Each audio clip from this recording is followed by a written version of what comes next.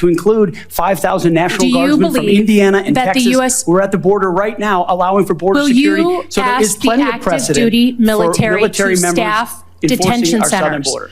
Our U.S. military is not trained in law enforcement roles. I think you know that, right? We've seen how that mission is difficult for them in places like Iraq and Afghanistan because that's not the training a uniformed military comes with. Do you support the use of active duty military in supporting detention camps? Senator, everything we will do would be lawful and under the Constitution, Okay, but I'm I gonna take that as a recognize yes. that this administration has abdicated its responsibility. President Trump is going to restore in the order at the spirit border, of preserving prevent our the enemies from institution, invading, and yes, he has said Sir, mass I get your deportations filibustering. will be I get it. a part of what In happens. the spirit of preserving the institution That was Democratic Senator Slotkin grilling Pete Hegseth before the Senate Armed Services confirmation hearing regarding Donald Trump's nomination of Pete Hegseth to be the Secretary of Defense. Pete Hegseth has never commanded any significant group of people. He's never led an organization. There have been credible accusations against him of a sexual assault in the past where he signed non-disclosure agreements and entered into a settlement agreement. There have been credible accusations about him abusing alcohol and doing so in public as well. Let's take you into the hearing. I want to show you some of the highlights, or I should say the lowlights as it relates to Hegseth. Here, Democratic Senator Tim Kaine talks about some of the allegations against Pete Hegseth. Let's play it. Do you have non-disclosure agreements with either of those organizations? Not that I'm aware of, Senator. Many of your work colleagues have said that you show up for work under the influence of alcohol or drunk. I know you've denied that, but you would agree with me, right, that if that was the case, that would be disqualifying for somebody to be Secretary of Defense. Senator, those are all anonymous false claims, and the totality. They're not anonymous. The letters on the record here. They're not anonymous. On the record, people we've seen records with names Vets attached for Freedom, to them. Concerned Vets for America, and Fox News One of your colleagues working said, hard every day on behalf. One of your colleagues said that you got drunk at an event at a bar and chanted, "Kill all Muslims." Another colleague, not anonymous, we have this, said that you took coworkers to a strip club. You were drunk, you tried to dance with strippers, you had to be held off the stage, and one of your employees in that event filed a sexual harassment charge as a result of it. Now, I know you denied these things, but isn't that the kind of behavior that, if true, would be disqualifying for somebody to be Secretary of Defense? And here, Tim Kaine, Senator Kaine, grills Pete Hegseth, drilling down on the fact that this incident that took place at the hotel for which you signed a non-disclosure agreement, you still admitted that you had sexual relations, did you not? Here, play this clip. Charges? Well, no, fully investigated, and I was completely cleared. And I am so grateful for the marriage I have to this amazing woman behind me. You've admitted that you had sex at that hotel in October 2017. You said it was consensual, isn't that correct? Anything? Yes. You've admitted that it was consensual, and you were still married, and you just had a child by another woman. Again, how do you explain your judgment? Completely false charges against me. You fully investigated, and I was completely clear. You have admitted that you had sex while you were married to wife 2 after you just had fathered a child by wife 3. You've admitted that. Now, if it had been a sexual assault, that would be disqualifying to be Secretary of Defense, wouldn't it? It was a false claim then and a false claim now. If it had been a sexual assault, that would be disqualifying to be Secretary of Defense, wouldn't it? That was a false claim. So you're talking about a hypothetical. So you can't tell me whether someone who has committed a sexual assault is disqualified from being Secretary of Defense? Senator, I know in my instance, and I'm talking about my instance only, it was a false claim. But you acknowledge that you cheated on your wife and that you cheated on the woman by whom you had just fathered a child. You have admitted that. I will allow your words to speak for themselves. You're not retracting that today. That's good. I assume that Democratic Senator Tammy Duckworth asks a very simple question. Do you know any of the nations, Mr. Hegseth, that are a part of the ASEAN group? ASEAN. Do you know any of them?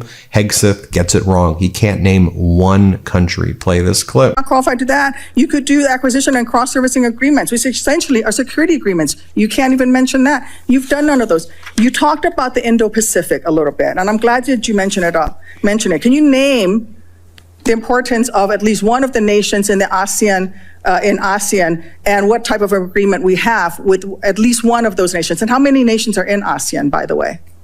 I couldn't tell you the exact amount of nations in that, but I know we have allies in South Korea and Japan and in AUKUS with Australia, and trying to work on submarines with them.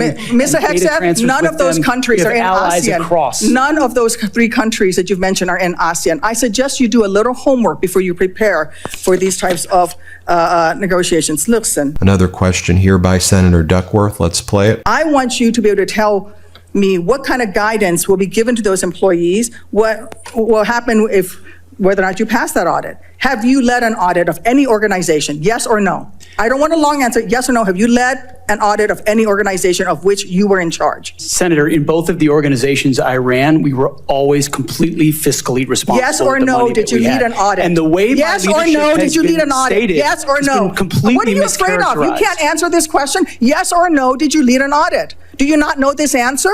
Senator, every part of my leadership of these organizations has been misrepresented. I will take that as a no. What were the findings? So there were no findings because you've never led an audit. What? Going back to Senator Kane, Democrat. Let's play it. False claims were made against me. And ultimately, your attorney those used false the claims, phrase, I have the opportunity to attest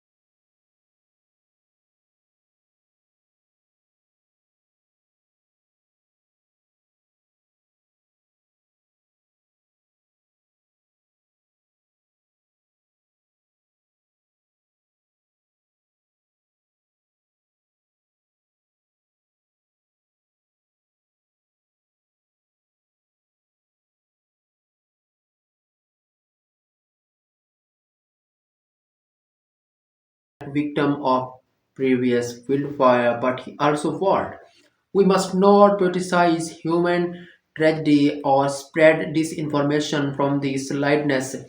Hundreds of thousands of Americans displaced from their homes and fearful for the future deserve to see all of us working in their best interest to ensure a fast recovery and rebuild." While the fire still rages in Los Angeles, their political reverberations are now reaching Washington. Pressing Trump agenda while raising the government borrowing authority was already certain to strain smallest House majority in decade. The idea of adding billions of California was weighing on GOP leader Monday. House Speaker Mike Johnson raised the prospect of using disaster aid to enforce